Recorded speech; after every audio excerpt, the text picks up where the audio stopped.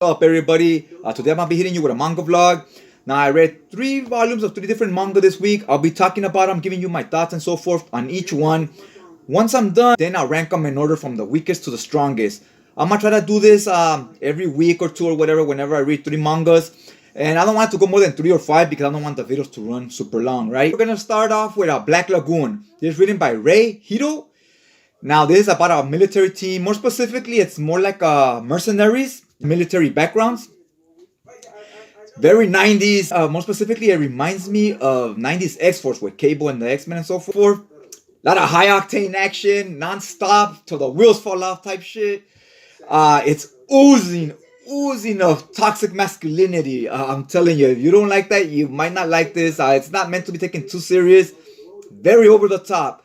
You like movies like Commando, you like movies, 80s Arnold movies or Sylvester Stallone movies, you're gonna love this. Now, the 2 main characters are Dutch and Levi. One's a man, one's a woman, and it's always like a pissing contest with these two. They're very testosterone driven. Levi, she reminds me a lot of Laura Croft back in the 90s Tomb Raider games. Very she's wielding 2 guns around. She looks like she was inspired by that character. She even has a similar look. She's a total badass. There's even a scene where she took out a whole squad of like 10 guys by herself with just 2 handguns when they're running around with automatics and so forth, right? So it shows her skills. She knows how to wield a gun, right? And Dutch, he's a little bit more serious. He's not as flamboyant as she is, but he's just as capable. He's I would say he's the muscle, but I'm not sure because he's buff. But I don't know because she's a badass. So I feel like they're both the muscle, right? She's definitely more eccentric. Think you're Wolverine and he's more your Cyclops. Now, the other half of the team is Rock and Benny. These guys are one's like a strategic, he's the brains of the team and so forth. And the other guy's the tech ways, right? So that forms the whole team. Now, remember, these guys are mercenaries, so they're not necessarily the good guys. They work with the Yakuza, they work with the Russian mob, they work with all these shady characters doing shit that they shouldn't be doing, right? A lot of illegal activities. So we're not quite sure if we need to be rooting for them or not because they're not good themselves, right? It also felt like the writer, this felt like an American-made manga. It felt like the writer is writing these American soldiers kind of how other countries view Americans, right? Or at least the American military and government. Like, oh, they rolled around big guns and they want to show how big their balls are. Like, it's very testosterone-driven. And it gives off that vibe that's how they see this country. I wouldn't disagree or agree because I haven't been in other countries like for long periods of time to know how they work. Right? Usually they wield around, they don't wield around big guns. They have some type of superpower or samurai swords. So it was kind of like a breath of fresh air as far as from a manga point of view. All in all, I enjoyed it. A lot of action, a lot of big character moments. Not a lot of story so far. It's been pretty basic stuff I've seen in other stories and 80s action movies, right? So yeah, let's get to the next book.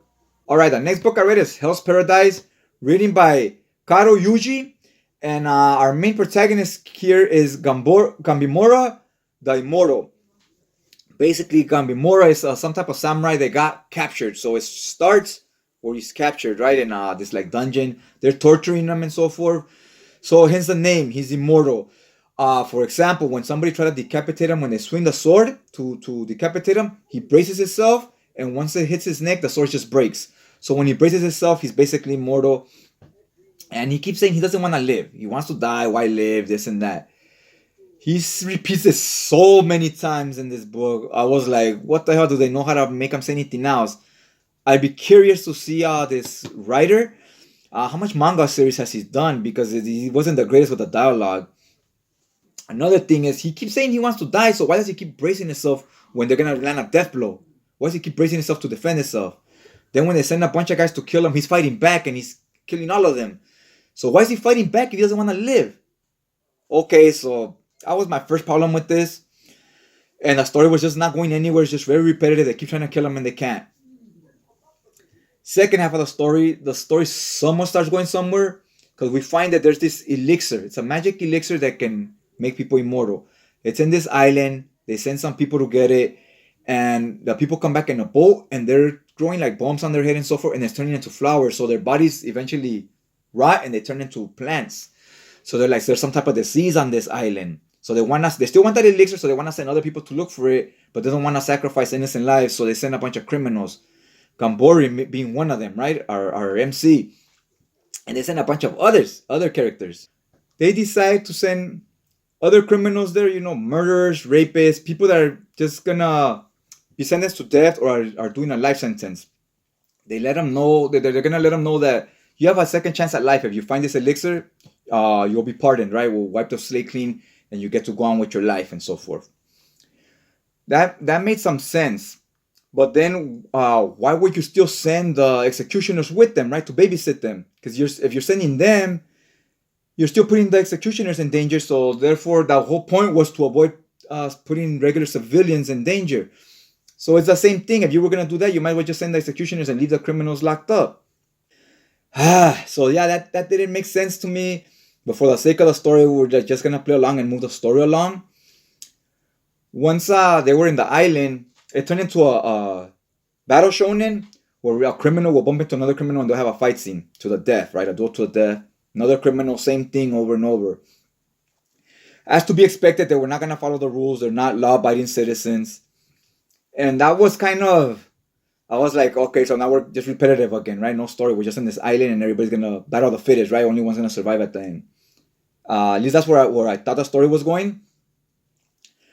And we had one interesting moment where Gabimura turned on his executioner, this woman that's the only executioner that's a woman, is her. And he decides to fight her.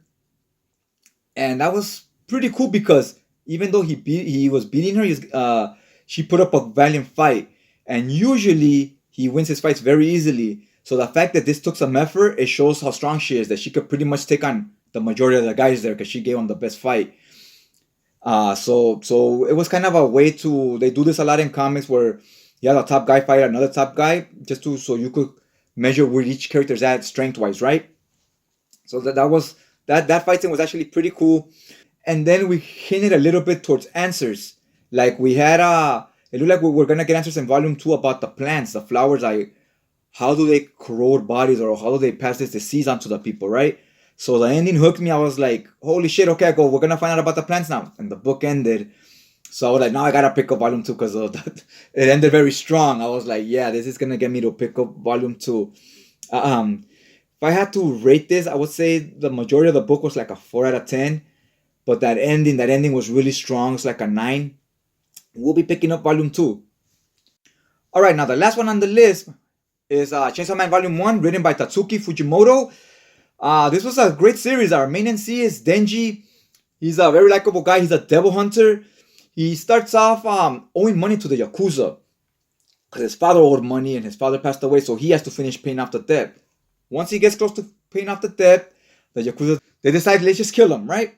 So they want to get rid of him, and the government steps in. In this fight he had with the Yakuza, him and this other devil, they kind of passed away, but they merged. Something happened where they merged and they both come back to life. So now he's half devil, half human. For a better explanation on this, go ahead and check out this video right there. Yeah, that one right there. That one. They're all selfish characters. They're all out for themselves. It's basically a ragtag team of selfish characters. They have to learn to work together as a team. If you like this video, you hit that like button if you did. And if you want to see more content like this, hit the subscribe button. That on future videos, right? Subscription link will be right there.